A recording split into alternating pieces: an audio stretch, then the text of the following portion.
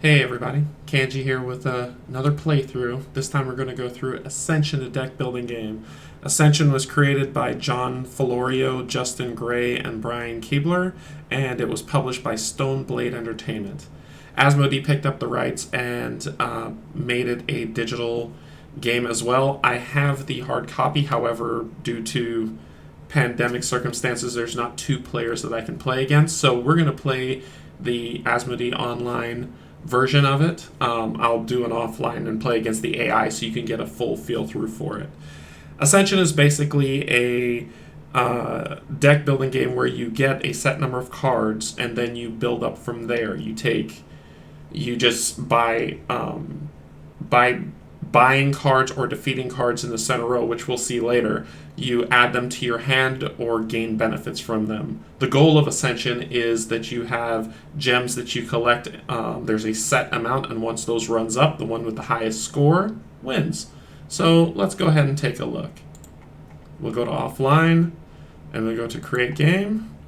So this is me, Canje, and I'll be playing against the AI, which that shows the AI symbol that's at the top, especially the red. The amount of points we'll be going for is 120, so this won't be a really quick game, but as you can see, there is a lot of different ones on here that we'll cover in different playthroughs, so I'm just going to make this a really quick one. The first one that we're going to go with is the base game, which is Chronicles of the Godslayer, which is just the base set of cards, no expansions included, and as we go through different ones, I'll add more. So let's go ahead and get started. So how do we play this game? Okay. Let's see, the AI is going to go first against me. So, just to start off really quick, you have different types of groups, right? You have the group of Void, Mechana, Lifebound, or Enlighten, and then you have monsters that you can combat against. You start off with this deck of cards, which is about, I believe it's 8 apprentices, which is worth 1 buy point each. Or you get, and you also get 2 militia, which is worth 1 combat point each. So you start off with 8 buy power, 2 combat power, which as you can see, I don't have any in my first draws. You just draw 5 cards to start.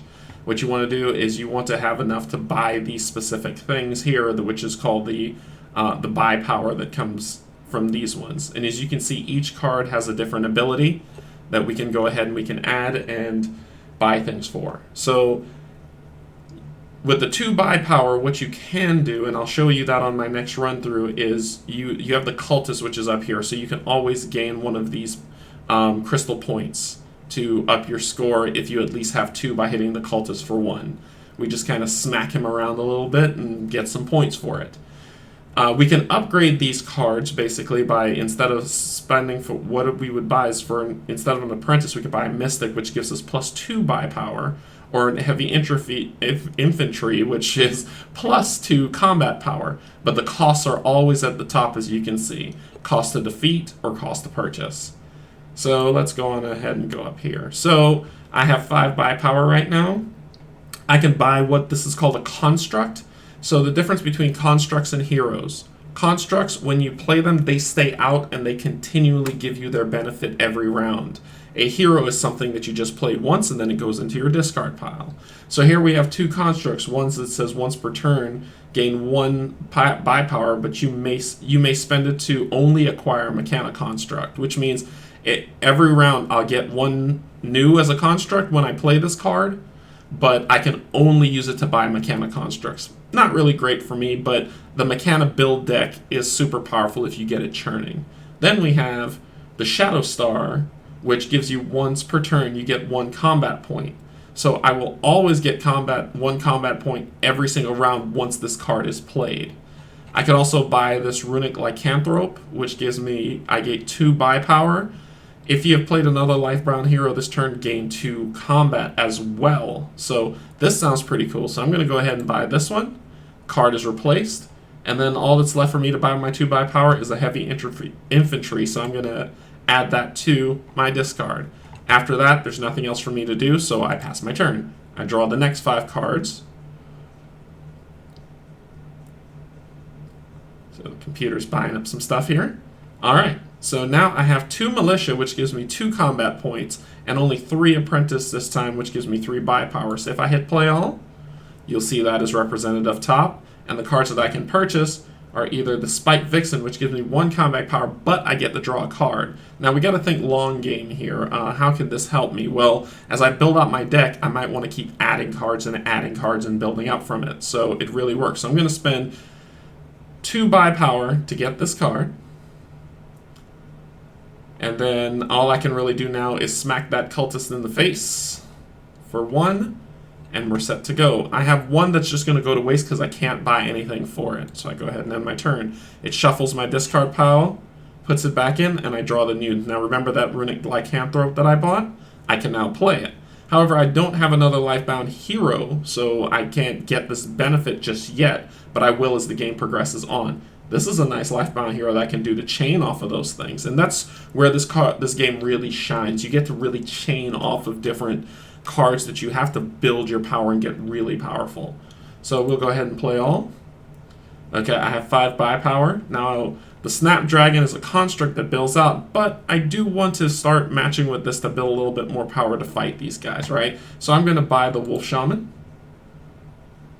And then I'm going to buy another heavy infantry. Notice that I'm leaving it enough to get even more combat power so I can start fighting these monsters that are filling up the area. The monsters don't attack us, but they block us, and they have negative effects on us if our opponent kills them. For instance, this one he'll gain 3 crystals, but each opponent must destroy a construct he or she controls. So that means that if the opponent beats this and I have a construct that I've played, that construct gets discarded, and I don't want to lose that benefit.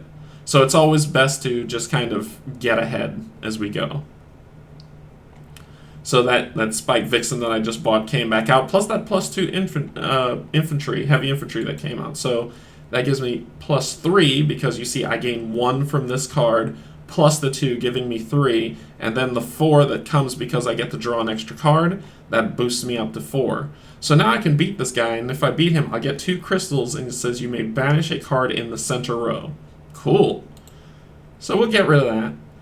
And we'll find, I'm going to get rid of the Watchmaker's Altar, only because I know that the Mechana construct chain is so insanely powerful that if you don't have a chance to start pulling them as soon as you can, and you're playing against the AI is going to build an unbelievable deck that's going to wipe you out. So I'm going to get rid of that card, and I'm going to banish it. And banish it means I remove it from play. It isn't discarded, it is completely gone. There is no getting it back. It goes into the void. So now I have a Lifebound hero and an Enlightened hero's coming that lets me draw another card. Both cost 1. I can't give that up, so I'm going to do that. Ooh. Then this one, the Void. So the Void is good for deck mitigation and building. It's built purely on attack power. So you'll build up your attack power, and it also lets you banish cards out of your hand or discard pile, like these apprentices that keep wasting time in my deck. I can go ahead and get that, get 2 attack power, and then just say I'm going to discard the rest. So I'm going to go ahead and get that instead of the draw card, because I want to start cleaning out my deck of these apprentice cards, fill them with cards that would be meaningful, and so I get a lot more power per turn. Go ahead and end my turn.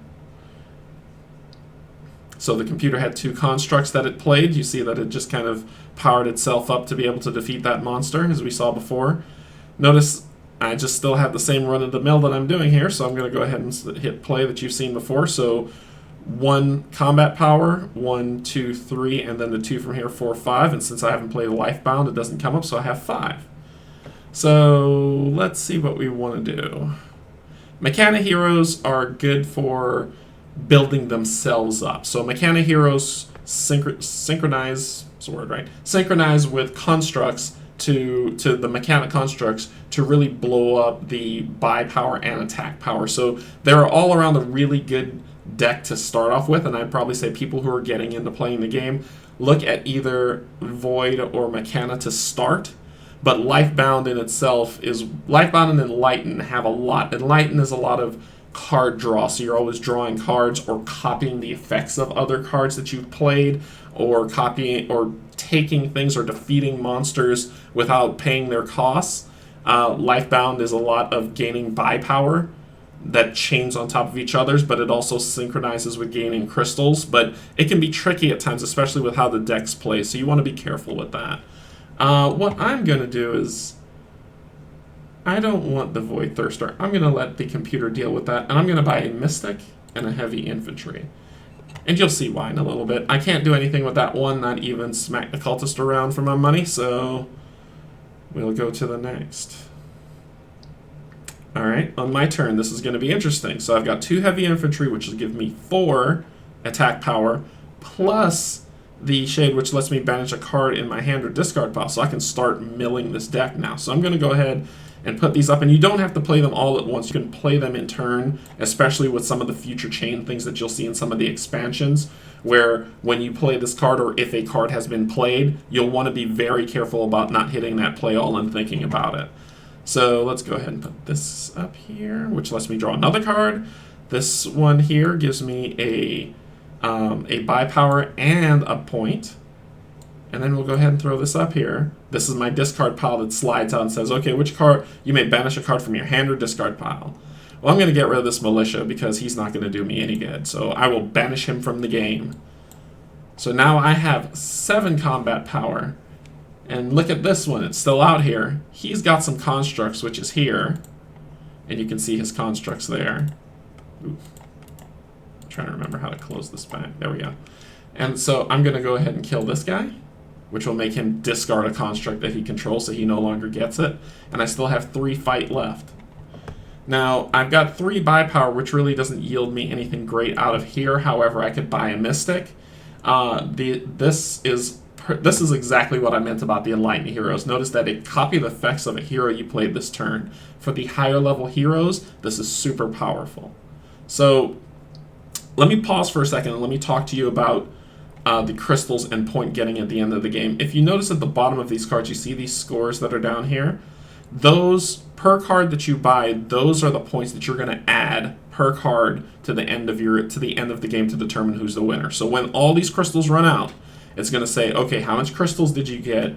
Count up all the crystals that are on each card at the bottom here, and the highest number wins.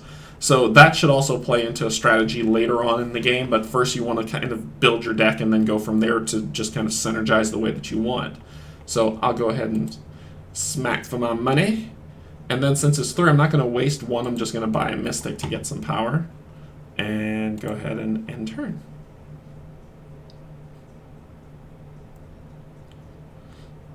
So he went ahead and killed that and then discarded what was there. Good play. This one's another one that's not the greatest. You may pay 1 less next time you acquire a construct this turn. Ooh, any construct. So you see how it kind of works. So, but this one's a copy and effect. I'm going to go ahead and pick up the copy and effect because further on later game, that's going to be super powerful. And then another Enlightened, defeat a monster without paying its cost. But it's 4 or less, so early on those monsters are big, but as the monsters get stronger, the rewards get higher. So let's see. Banish a card. Ooh. You know what? I'm going to start milling. And that's going to give me 4. I'm going to grab that. A Hard Templar. Smack for 2. And then go ahead and end my turn. This basically ensures free money here, so he gets 1 buy, which he uses that 1 buy to build the other one. Smart move. Alright, so then let's take a look at the next draw here. So we are going to be able to draw a card. We're going to get free Moolah. So we'll do that. And we can do a play all here that'll just kind of set itself. Copy the effect. I'm going to copy this effect to draw another card. So as you can see, it just kind of played itself out, which copied the effect to draw another card. So you see the stacking that's starting to happen, right? The chaining that happens as you build out. This time, I'm not really going to go for combat. I could buy the Snapdragon. I'm going to buy the Snapdragon. And then I'm going to buy the Lifebound Initiate. And then I'm going to smack. So Satera, Weaver of Stars is a power card. And it's a power card, it's worth 4, which is very high. But acquire a hero without paying its cost, place it on top of your deck. That is just bar none top. You just pick any hero you want, it doesn't matter that's in the row, and put it right on top of your deck so it's coming in your very next round. And I know the AI so well because I've played it before, it's gonna race for this card. So I don't have another life bound here that I've played this turn, so I'm gonna hit play. And I'll go ahead and get this Reactor Monk. And then I'm gonna have to smack the Cultist for more of my money. This time I'm gonna get 2. Yes, you can hit the Cultist as many times as you want. If you have the amount of combat to hit it, you just keep smacking him like nobody's business. Get 1 point for each one as you go. So let's see here. Comes up with the next one. Alright, so draw a card. I get my life round, which gives me... So now what you've seen here is it's gone into my permanent area to where I will every single turn, because this is a construct, I will get 1 free money, and then the first time I play a lifebound hero during every single turn, I'm going to get one free crystal. So I'm going to go ahead and copy that effect again to draw another card. Then I'm going to play this card, which gives me a free money and an extra buy power. 5, 6. Ooh, I am just 1 shy of buying that card, too. So, Mechana, gain 1 money or 1 power, or gain 2. This one just costs 1. I'll buy that and see what comes out next. The Grand Design. This card, you may spend it only to acquire Mechana constructs to gain 2. This card, chained with something called the Reactor, is one of the most powerful combinations in the game. It's just insane. So I'm going to go ahead and get another Reactor Monk. And then money, money, money. And then go ahead and end my turn. Alright. Okay. Now we get to see some synergy. If you have played a Lifebound hero this turn, gain 2. So I'm going to play this one first, because I'm not going to do play all, because I want to do this in a specific order. Then I can play this card, which gives me 2 and that extra 2 for going up there. So you see, you don't always want to hit the play all. So you go ahead and put this out. Grand Design's out, but I am not going Mechanic Construct this round. And as you can see here, the computer has 38 crystals. I just have 18, so it's mashing me up pretty hard here. But that's okay. We'll see what we can do about it. I'll go ahead and I'll get a Void Thirster. Sure, why not? And then money, money, because I can't do anything else, which will give me 20 and end my turn. Notice it's worth 6 for this Grand Design. So this is where this card is cool, but not so cool, right? Defeat a monster that has 4 or less without paying its cost. There's no monsters out with 4 or less. These are 5. They're just shy of that cutoff. However, let's start milling some deck here. We're going to get rid of this Apprentice out of our hands so we don't have to worry about it. But we get that 2, we get the 3, we get that 3 and 4. Now, because I pay this as you may pay 1 less for the next time you acquire a construct this turn. Every construct has gone down 1 less for me to buy. Now, I want a monster so I can play this card, so I haven't played it yet, and that's the that's another cool thing about this game, is that you can put cards out and buy cards out of the center row as much as you like as they're replaced, and then just play immediately. So I'm not going to play this turn. I'm going to hope that the next monster that what I purchase, the next card gives me something good. So this is discard a card. If you do, draw 2 cards. So I'm going to get a choice. I'm going to pick this one up because it's cheap. Oh, no monsters that are there. That's unfortunate. So I'm going to play this. And what happens is it defaults if I can't do anything to smack the cultist 1 time. I'm going to smack him again. And then get heavy infantry. And let's see what happens. So, construct I control. If an opponent has more... Oh, he has more constructs than I do, so I don't lose that one. Unfortunately, that didn't help him at all. So, gain 1, draw a card. These are just all those, so I can hit play all. 7 buy. You know what I'm going for. Oh yeah, Cetra. And then I'm going to go ahead and kill this, get a point, throw that in there. So Avatar of the Fallen is the strongest monster in Chronicles of the Godslayer. There are much stronger monsters in the expansions, but this is the old boss baddie, and he's worth 7 to kill. He's unbanishable, so even if I could get rid of him, I can't. But he gains 4, and you may acquire or defeat any card in the center row without paying its cost. So basically, you kill this card, you get a free card. Or kill a monster for free. But he is the ultimate baddie for this specific core game. And he couldn't kill him. I could if I can get there. So I get the 1 free from Snapdragon. Let's see. I'm going to draw a card. Let's hope it's a 1. It's not. Acquire a hero without paying its cost. Cetra came up. Cetra. So Cetra, I'm going to play you. And I'm going to take this. Now it says hero, so you can only do heroes, not constructs. Make that in mind when you play it on your tabletop, okay? I'm going to grab Ascetic of the Lidless Eye to be able to draw 2 cards for free. It will go on top of my deck for next round. Then I will play... There's nothing to really mill. There's nothing to kill, so I'm going to do this discard. Discard, not banish. So I'm going to discard this card so I can draw 2 cards. And then I get the Acidic Eye, which was on top, so now I can draw 2 cards from there. I play, so notice the chain that's happening. I play Void Thirster, which gives me 1 free attack. I play this to be able to draw another card, so I have an Apprentice that I can get rid of to mill, so I play this. I mill my Apprentice and banish it out of my hand. And then I can do play all to drop the other 2. So now I've got 6 buy power, 4 attack, and I'm feeling pretty good about myself. So, and you can get the same construct as you need. It doesn't look like the computer's going Mechana this turn, which is new for it. So I'm going to do 1 here. The Muramasa is the strongest Void card. Every turn you get 3 attack. This is a good thing to buy. But I'm going to buy Void Thirster.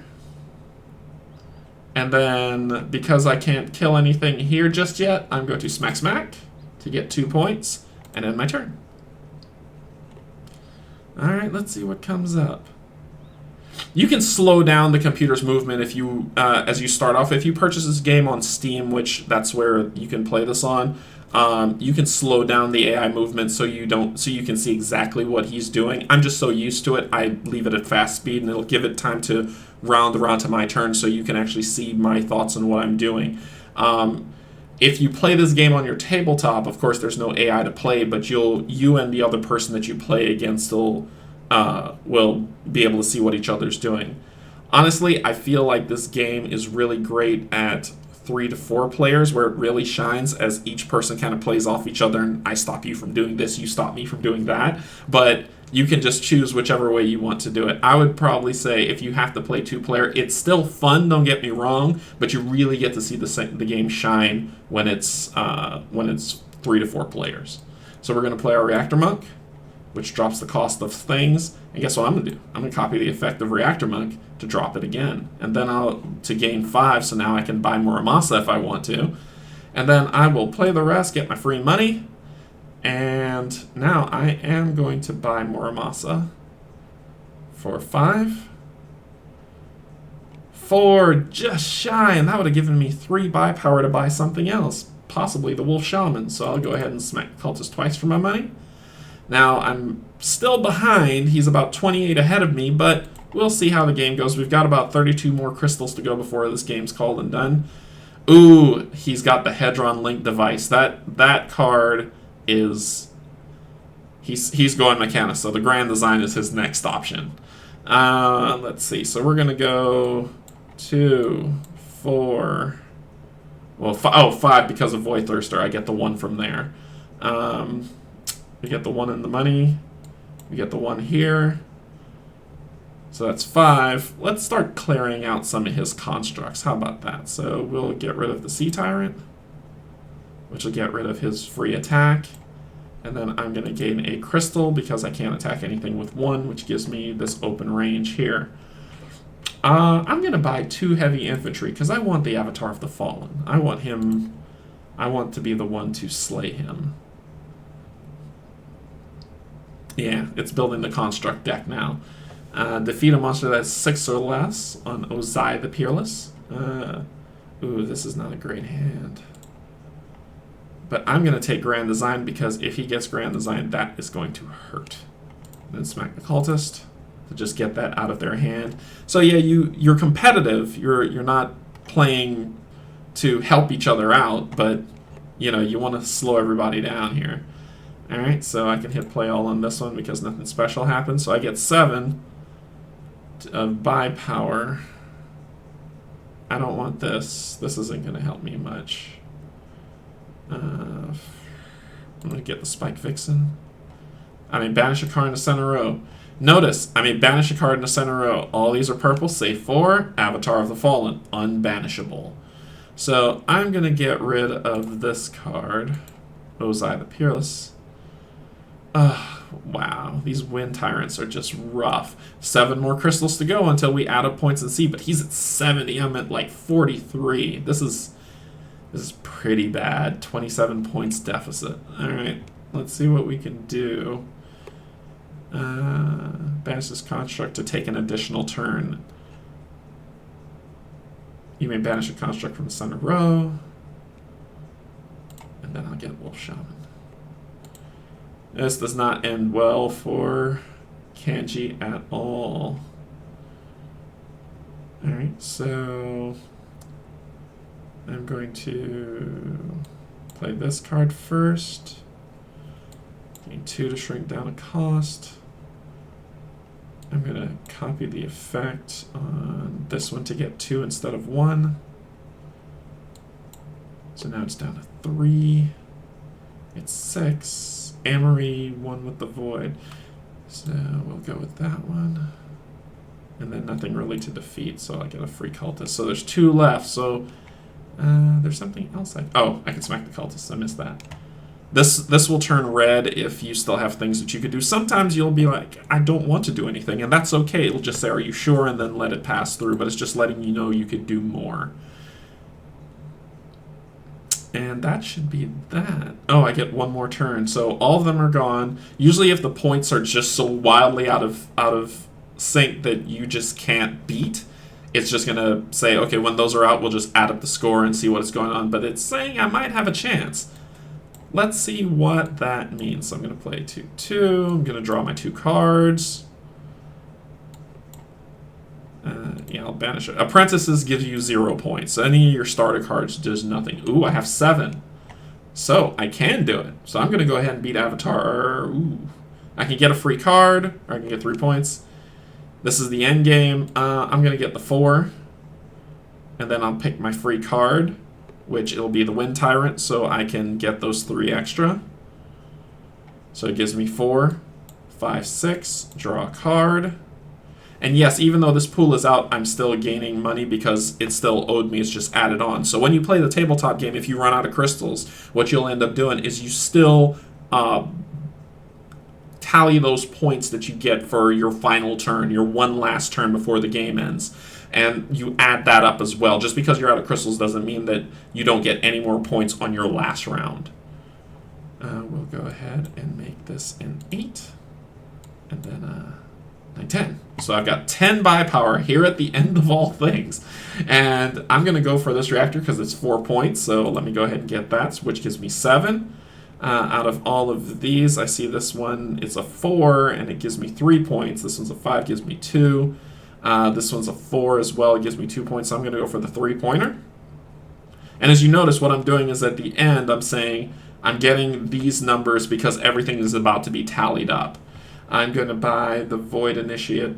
So Mystics and Heavy Infantry are all 1 point, 1 crystal that comes to you. So I'm not going to buy this card because there might be a super powerful card if the AI gets to go again next turn if they don't add it up. So I'm going to buy a Mystic. All combat spent, all buy power spent.